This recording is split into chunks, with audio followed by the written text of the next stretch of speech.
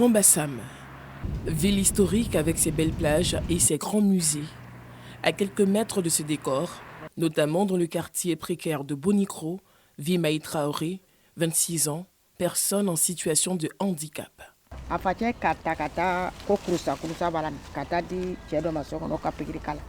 Elle avait que 6 ans lorsqu'elle a eu des problèmes de peau et son père l'a conduit à l'hôpital. Une mauvaise injection. Son handicap est dû à une erreur médicale. Originaire du Mali, où elle s'est enfuie en raison de violences conjugales, Maï vit avec sa mère et ses 2 enfants. Une vie pas toujours facile. J'étais au Mali là-bas, donc Marie m'a donné cola, qu'elle va marier moi, mais il m'a maltraité. Même manger, il ne gagne pas. Quand tu vois moi là, tu vas pleurer, moi elle maigrit comme ça. Donc maman est partie là-bas pour prendre moi pour venir ici. Même les enfants là, ils ne peuvent pas regarder pour donner manger. Si tu vois moi là, même l'eau là, ça a rentré ici. Donc on est venu ici à cause de ça. Elle dit que c'est avec ma maman, avec mes enfants. Mon papa n'est pas là, elle est mort. Grand frère est mort aussi. Moi, je vends pour aider mon parent. Tous les jours, moi, je sors pour vendre à côté de ma maman avec les enfants là. Tous les matins, je vends aux plages là-bas. Tout le quartier là, les enfants partent à l'école, les enfants là, je ne peux pas partir à cause de l'argent. Il n'y a pas l'argent, moi, c'est manger, même en train de chercher. Il n'y a pas l'argent, quoi, ça, ils sont là. Je n'ai pas vu, tout le monde est parti, ils sont là. Ce vendredi, il est 7 heures. Maï se prépare à aller vendre ses fruits.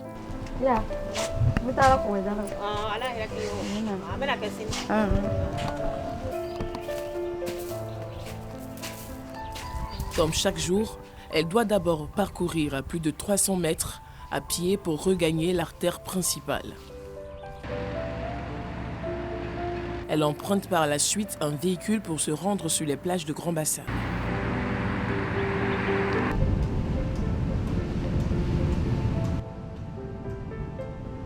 Une fois sur les plages, Maï doit faire l'effort de vendre la majorité de ses fruits composés d'ananas, une tâche pas toujours aisée. Tous les jours, mon corps est fait mal. Je suis malade, mais elle est débrouillée quand même pour venir. Même aujourd'hui matin, je ne suis pas bien comme ça, mais je suis venue. Pour ses clients, Maï est un exemple de courage et de détermination. Beaucoup de courage parce que ce n'est pas facile du tout. Déjà même pour les personnes bien portantes, se faire de l'argent, travailler tous les jours, ce n'est pas facile. Donc en plus de ça, c'est à encourager franchement. Malgré son handicap, elle est courageuse. Elle vient chaque jour à la plage. Okay, c'est sable. Ce n'est pas tout le monde qui peut faire ça. Il y a d'autres même là, ils sont au quartier, ils dorment. Mais elle là, chaque jour que Dieu fait, lundi sans dimanche, elle est là. La vie n'a toujours pas été rose pour Maï, avec son lot de difficultés du fait de son handicap, mais la jeune femme ne se décourage pas et a pour objectif d'agrandir son commerce pour assurer un avenir meilleur à sa famille.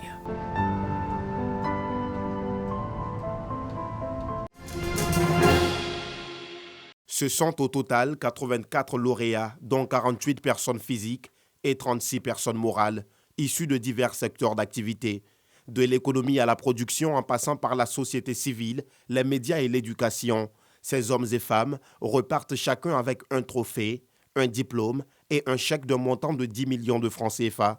Le groupe RTI s'illustre de fort belle manière avec le prix d'excellence pour le développement des médias, attribué au talk show C'est Midi, la quotidienne la plus suivie du pays. Dans son discours, le chef de l'État a adressé ses chaleureuses félicitations et ses encouragements aux lauréats pour l'exemplarité de leur travail dans leur domaine d'activité respectif. Il a également souligné que cette cérémonie de distinction vise à récompenser les citoyens les plus talentueux de la nation. Poursuivant, il a invité avec insistance ses compatriotes à accorder un intérêt à la valeur du travail et de l'excellence. Selon Alassane Ouattara, les succès enregistrés par la célébration de la Journée nationale de l'excellence, qui met en lumière des hommes et des femmes ayant contribué au quotidien au rayonnement de la Côte d'Ivoire, constituent une exhortation au changement d'attitude pour l'avènement de l'Ivoirien nouveau.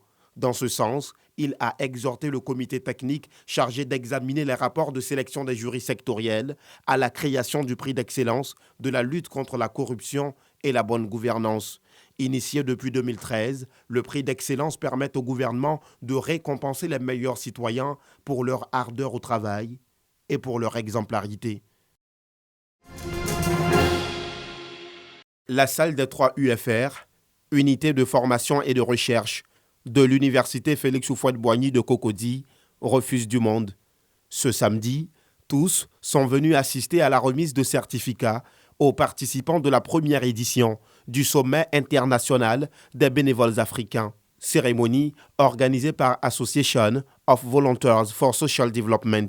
Aujourd'hui, nous avons eu à remettre 70 certificats, voilà, puisque le CIBA a mobilisé des jeunes de plusieurs localités. Nous avons Abidjan, Yamoussoukro et Bouaké. Voilà, donc nous irons également à Yamoussoukro et à Bouaké pour remettre les certificats des participants restants.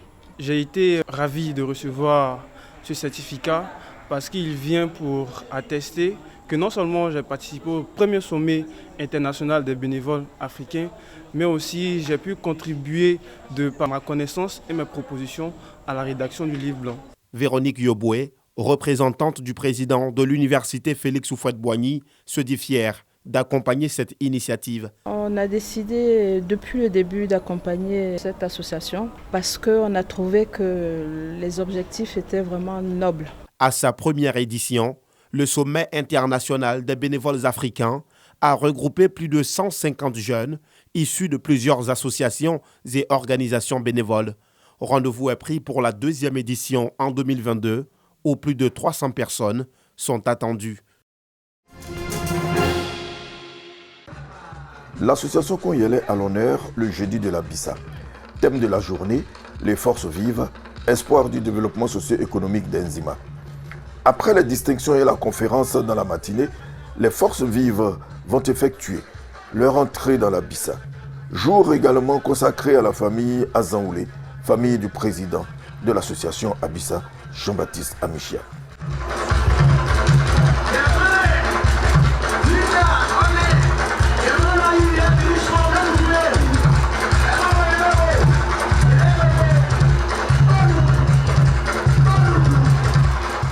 La danse de la célébration des symboles de la famille Azangoulé est exécutée ici par le groupe Konyele Menda.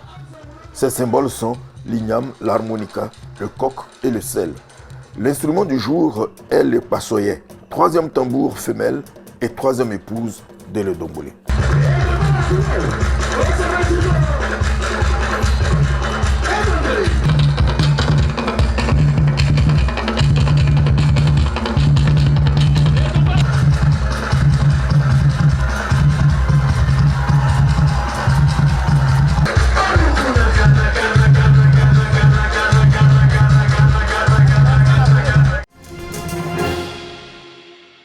Ambiance festive à l'Institut national de la jeunesse et des sports, INJS.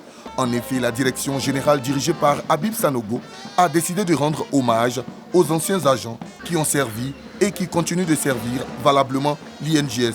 Si l'INJS connaît le rayonnement qu'il connaît aujourd'hui, c'est parce qu'il y a eu des hommes et des femmes avant nous qui ont tracé le chemin. Prenant la parole, le directeur général a traduit la reconnaissance de l'entreprise aux pionniers de l'Institut avant de les féliciter pour le travail colossal abattu. Pour nous, c'était vraiment pour leur dire merci pour le service rendu, aussi bien à l'INJS qu'à la nation, mais surtout pour leur dire que nous sommes dans leurs traces et que nous souhaitons qu'ils continuent de prier pour notre institution. Premier groupe à être distingué, les anciens encore en service à l'INJS, dont Kaye Oulaï. L'année prochaine, en principe, on part à la retraite.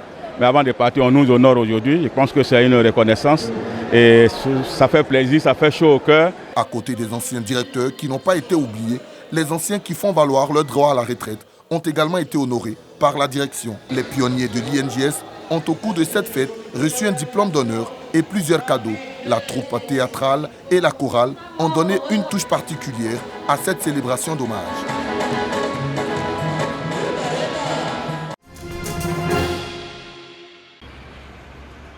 Un épais brouillard toxique au lendemain de Diwali, la fête hindoue des Lumières. Elle est célébrée avec des lampes à huile et des bougies qui ont brûlé toute la nuit. Non seulement on tousse plus, mais on a aussi d'irritation dans la gorge et on attrape un rhume plus facilement. On sent que l'air n'est pas aussi bon que dans notre enfance.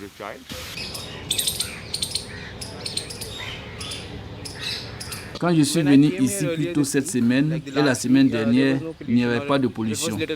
Mais hier, c'était Diwali. Alors je pense qu'à cause des pétards, il y a aujourd'hui beaucoup de pollution. Ce n'est pas du brouillard à mon avis, c'est de la pollution.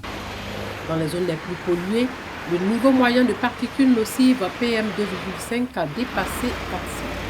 C'est 15 fois plus que la limite quotidienne de sécurité fixée par l'OMS.